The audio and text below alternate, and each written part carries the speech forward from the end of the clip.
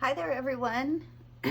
So in our last unit, we talked about color, did a little introduction to the histories, the vocabularies, and the theory. And then we made these little studies to test a couple different methods. So an analogous warm, complementary, tried out some of them.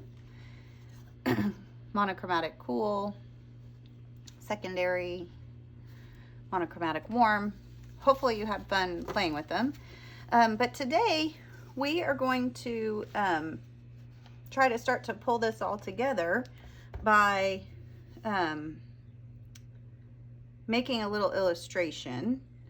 And I have put up a Pinterest board titled Color Studies. So for my example in this unit, I'm going to use a portrait, but you can do anything. You do your own visual research, and you can do a car, a shoe, a complicated still life, a perspective study, anything you want, but I just use these as reference. And you can see in those that we created like an illustration of sorts. Okay, so here's what I want us to do. I have a portrait that I took on my iPhone with my Messenger app. They used to have in the photo editor a way to turn something into a cartoon like this or a line drawing. They don't anymore, and it talks about it in the module or in the unit how to do it. But I took a picture in the Messenger app, and then there's a filter that has 3 little circles, and then you can pick and choose and see how you can break down your subject. That's one way to do it. I think Androids have it in their photo app editor, or I sent a link in the unit module showing how you could do it online. If you can use Illustrator or Photoshop or Procreate or any kind of software, you can do it that way too. But basically we're making a little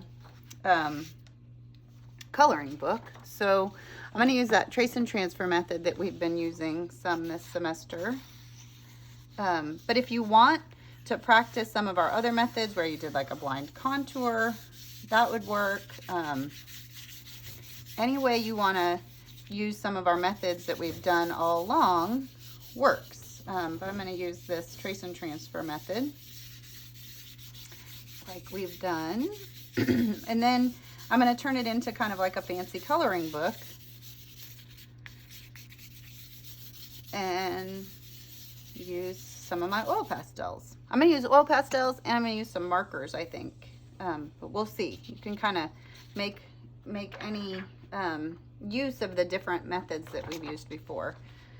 I think I'm going to put it low in the composition, kind of in the center.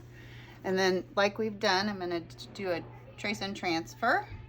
So I'm going to trace this out. And